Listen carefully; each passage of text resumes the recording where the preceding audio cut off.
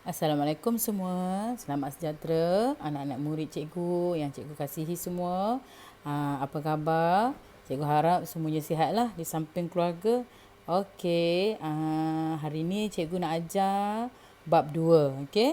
Untuk RBT tingkatan 1. Tajuknya pengurusan projek.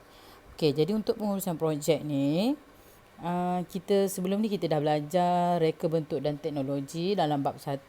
Kita dah belajar elemen, kita dah belajar mengenai prinsip, dan belajar tentang inovasi, invensi. Jadi kali ni kita nak belajar mengenai pengurusan projek. Okey. Jadi pengurusan projek ni penting sebab jika pengurusan yang baik bermula dari awal proses sehingga projek tersebut siap dan ianya melibatkan skop kerja, kos projek dan tempoh masa pelaksanaan. Okey.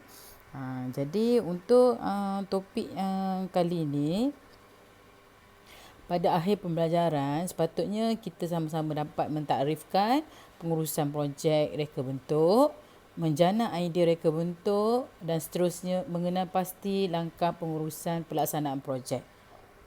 Okey, untuk objektif hari ni cikgu nak dapat 3 objektif tersebut sahaja dulu supaya kita dapat fahami satu-satulah. Okey, jadi untuk yang pertamanya pengurusan projek reka bentuk. Okey, sekiranya kita dilantik sebagai ketua dalam sesuatu projek, maknanya kitalah yang perlu uruskan sumber pengetahuan, kemahiran dan teknik dalam pelbagai bentuk aktiviti dengan bijak. Okey. Sekiranya pengurusan ketiga-tiga komponen ini berjalan dengan lancar, jadi maka kita punya projek pun akan siap dalam masa yang ditentukan. Dan juga kita punya kos ke projek pun akan akan mencukupilah, tidak melebihi bajet.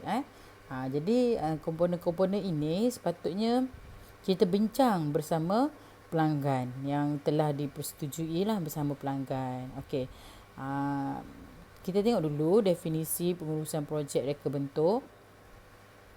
Okey, pengurusan projek reka bentuk sebenarnya merupakan aktiviti kerja yang melibatkan skop kerja, tempoh masa dan kos projek. Okey, untuk skop kerja kita terdiri daripada skop produk dan juga skop projek. Okey, kalau kita tengok skop produk, ia melibatkan kualiti, ciri dan fungsi reka bentuk tersebut. Okey, kalau skop projek pula, ianya melibatkan kepimpinan dan pengurusan terhadap masa, bahan, maklumat, ruang dan ahli kumpulan.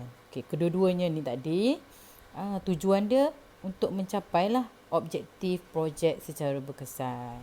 Okey, ingat pengurus yang baik dapat mengawal sumber yang terhad secara cekap. Okey, seterusnya dari skop tempoh masa.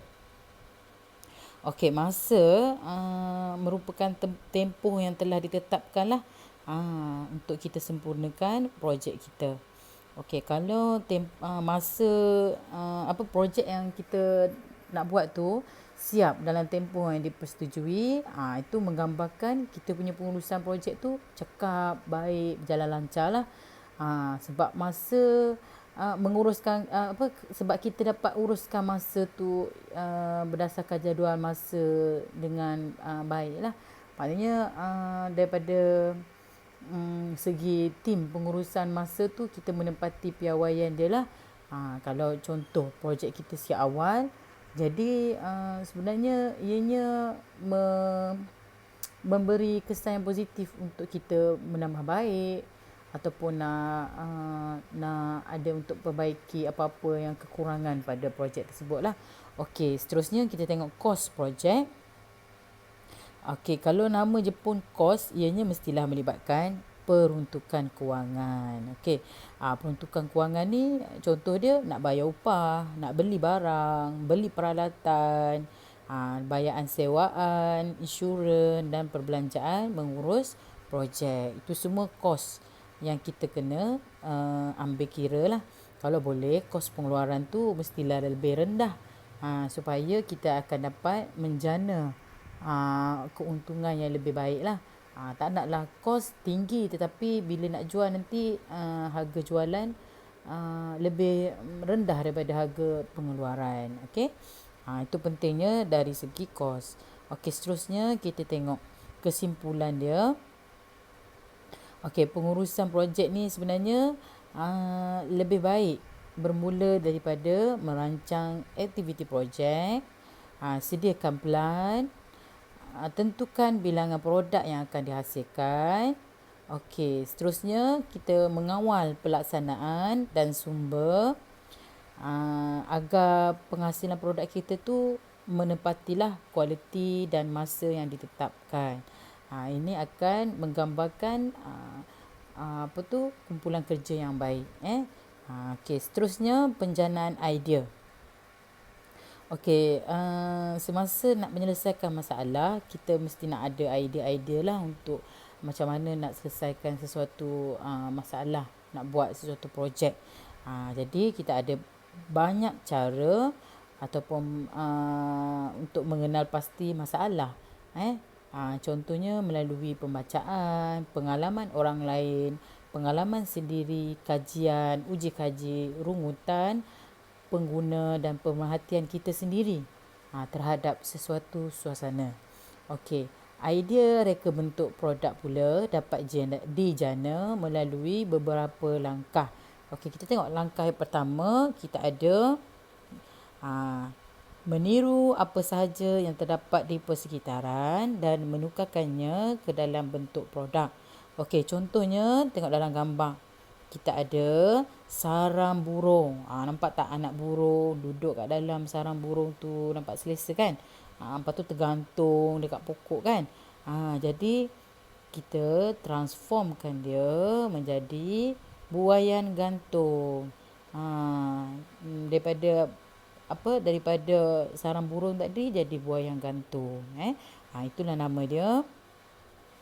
Meniru apa sahaja yang terdapat di persekitaran dan tukarkan ke dalam bentuk produk. Okey, contoh yang kedua, idea reka bentuk boleh juga dijana dengan menterbalikkan fungsi sesuatu alat. Okey, kalau kita tengok rujuk muka surat 34 buku teks, kita tengok ada tayar. Tayar kita sedia maklum kita guna dia untuk memudahkan pergerakan kenderaan kan. Tapi ni kita tukar fungsi dia menjadi pasu. Bila dah tak boleh pakai, tayar tu kita jadikan pasu. Okey, nama dia menterbalikkan fungsi. Fungsi tayar tadi kita tukar jadikan dia pasu bunga. Okey, yang ketiga, menukar saiz objek. Contoh dia jalur gemilang ataupun bendera. Bendera kita biasa kita nampak dekat mana? Dekat tapak perhimpunan, dekat bangunan-bangunan kan. Besar saiz bendera tadi kan. Jadi kita boleh kecilkan bendera tersebut untuk kita kibarkan dekat kenderaan, kibarkan dekat atas meja kan. Jadi itulah menukar saiz objek. Seterusnya yang keempat, menterbalikkan kedudukan. Okey, cuba tengok gambar baju tersebut. Asalnya baju ni luar dia kita boleh pakai untuk kita pergi jalan-jalan. Okey, bila jalan-jalan tiba-tiba hujan. Bila hujan, kita terbalikkan fungsi dia daripada baju jalan tadi tukar jadi baju hujan. Okey. Itulah dia menterbalikkan kedudukan. Okey. Tengok, lazimnya baju hanya dipakai di bahagian luar saja. Sekiranya terbalik, baju tersebut mempunyai fungsi lain, iaitu sebagai baju hujan. Okey, seterusnya kita akan pergi ke langkah pengurusan pelaksanaan projek. Okey, pengurusan pelaksanaan ini melibatkan kerja untuk memperoleh peralatan bahan dan kemahiran supaya projek dapat disiap. Dalam pelaksanaan pengurusan projek, okey, pasukan sepatutnya berperanan sebagai ahli untuk menjalankan ketiga-tiga peringkat pengurusan projek. Okey, tengok langkah pertama, tentulah perancangan. Langkah kedua, kita ada penjadualan. Bila ada penjadualan, yang terakhir baru ada pengawalan. Ini pengawalan dari segi sumber, dari segi bahan, dari segi kos dan juga dari segi masa. Okey, seterusnya kita akan pergi ke muka surat 35. Okey, kita nak tengok pula organisasi projek. Okey, dalam organisasi projek, kalau kita tengok, kalau company-company yang besar, bidang-bidang yang besar, bidang industri, kita akan guna Rajah 2.4. Carta organisasi atau pasukan pengurusan projek dia lebih besar lah. Kita ada yang pertama, kita ada pengurus eksekutif. Bawah dia tu kita akan lantik pengurus projek, ada pengeluaran, ada kejuruteraan, perakaunan. Dan ada juga bahagian penyelidikan dan pembangunan. Dekat bawah dia orang tu pula ada lagi pasukan kerja, pembelian, dari segi pemasaran, ada orang yang akan terlibat dari segi pentadbiran, perkhidmatan. Okey, itu dah untuk syarikat yang besar lah. Maknanya organisasi dia lagi besar. Orang dia pun dah tentulah lagi ramai. Okey, jadi ramai pekerja lah di bawah satu kumpulan. Okey, untuk sekolah pula, kita hanya rujuk Rajah 2.5. Tengok, kita ada siapa kat situ? Kita ada pengurus projek, kita ada setiausaha, kita ada bendahari dan kita ada pereka bentuk serta pembangun mock-up atau model. Ini carta organisasi lah dalam pasukan projek di sekolah. Okey. Jadi sepatutnya pasukan ini kita bentuk mengikut kesesuaian projek lah. Okey. Jadi secara ringkas, ahli kumpulan mesti saling bergantung antara satu sama lain. Ingat pengurus projek jawatannya lebih besar lah. Dia yang akan manage, dia yang akan uruskan, dia akan ketua sebagai pemimpin dalam sesebuah organisasi. Okey, jatuh bangun projek kita ditentukan oleh pengurus projek yang baik, pengurus projek yang bijak, supaya at the end of the product kita akan dapat produk yang berkualiti dalam masa yang ditetapkan, bahan yang berkualiti dan yang penting sekali ialah memenuhi kehendak pelanggan. Okey. Itu saja untuk topik 3 objektif yang cikgu nak capai tadi. Okey, kita akan jumpa minggu depan dengan tajuk merangka perancangan projek dan seterusnya. Okey, jumpa lagi. Assalamualaikum. Selamat sejahtera semua.